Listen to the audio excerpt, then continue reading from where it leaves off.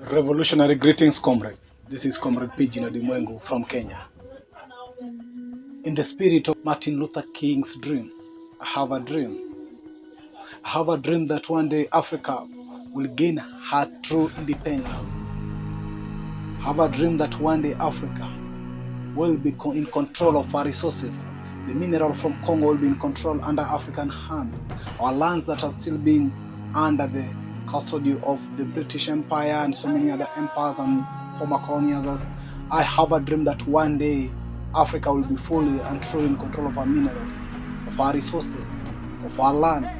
I have a dream that one day Africa will be free from the foreign languages, the French, the Portuguese and the Spanish and the English, that Africa will embrace her true language, either the Swahili or any other African language.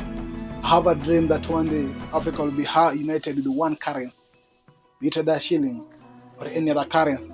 I have a dream that one day this shall come true. I have a dream that Africa one day will be free from the yoke of neocolonialism and the past, that Africa will be free from the Western religion, free from the Western education, free from all the names of the Western side, that Africa will embrace their new names, their new culture. Africa will embrace their tradition, and Africa will embrace her language as a method for teaching from all, right from the early childhood education to the upper level of Africa. I have a dream that one day we'll see the greater Africa. I am not stopping there. I still believe and hope that one day we Africans will achieve our fight towards reparation and restitution, that one day the bodies of our freedom fighters that are still left in Britain libraries, their head, their skull and everything else that they took from Africa, one day will come back to Africa and will give them the ceremonial send-off that they deserve. I have a dream that one day the freedom fighters of Kenya and all the freedom fighters across Africa, their sons, their daughters and their generations and their grandsons will actually be given a table in the governance and the leadership of Africa and in the countries of Africa. I have a dream that one day the land that was taken and the land that the freedom fighters fought for will one day be back in their hands. That one day the freedom fighters who are now living like squatters in different countries will one day have a land, a place to celebrate and a place to show for what they fought for in Africa. I'm still not stopping there. I still have a dream that one day all blacks from wherever they were taken away to will one day walk back and come to Africa to develop Africa and make Africa great. Because I believe it's time that all blacks, wherever they are, it's time that they come back to Africa and make Africa great and make Africa for Africans in the spirit and in the dreams of Marcus Mosiah Garvey, that one day we will make Africa glorious and Africa will be for Africans. And no matter where we are, we will come back to make Africa the great Africa. I have a dream. I have a dream in the spirit of Thomas Sankara that one day Africa will stop begging and one day Africa should stop looking west or east but look forward to develop Africa we want. I have a dream in the spirit of the same Thomas Sankara that one day Africa will never borrow, will never depend on aid that aids them, but rather Africa will aid itself to the future. I have a dream that one day the former colonizers will pay duly to whatever they did to Africa. They owe us a lot that they cannot pay. They owe us blood of our ancestors that they killed during the slavery and colonialism. But one day, I believe that the colonizers will come to terms with whatever they did to Africa, and that they will come and embrace and actually accept and pay back for their atrocity that they committed on Africa. But I still have a dream that one day Africa will free herself from neo-colonialism, from puppet leaders that are still in Africa under the Western influences.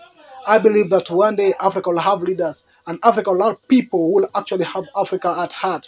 That one day there shall not be a rich Africa and a poor Africa. There shall not be a Muslim Africa and a Christian Africa. There shall not be this tribe Africa and this tribe Africa. There shall be one Africa and one people.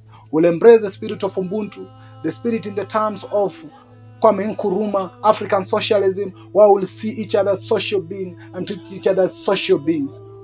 I still have a dream of one day Africa will achieve the vision and the great vision of Kwame Nkrumah of a total liberated continent and a total united continent. I know it's not late, I know it's possible, and I believe that one day we'll achieve this dream. I have a dream. But I peg this dream to my fellow young people of this generation. There's upon us and task is upon us to ensure that actually we escalate and push for this dream. Even if I will not see it in my lifetime, I believe one day this shall come true. I have a dream that one day Africa will be great. Africa will be the power engine of all the world, that Africa will use our resources well enough to develop Africa, that one day there will be no Africa that's going hungry, there's no Africa that will miss education, there's no Africa that will be suffering, there's no Africa that will be in war with each other, there's no Africa that will be purchasing army nations to fight each other, that we shall be one Africa, one currency, obeying and prescribing and actually embracing our tradition, practicing our spirit, calling our names, and that day is not long gone. It's called upon all of us who are the Pan-Africans whenever we are. There's time that we come together with synergies for action. For the sooner we do this, the faster we'll achieve the African dream. I believe one day the spirit of Marcus Mosiah Garvey will be at peace. The spirit of Kwame Nkrumah will be at peace. The spirit of Malcolm X will be at peace. The spirit of Martin Luther King will be at peace. The spirit of Thomas Sankara, the spirit of Muammar Gaddafi, the spirit of Patrice Lumumba, and all spirit will be at peace when they see that actually we, this generation, will be working towards fulfilling their dream. I have a dream that one day they shall come true, and I'll play my part to make it true. Africa forever, Africa rise, Africa unite, Africa liberated. I have a dream.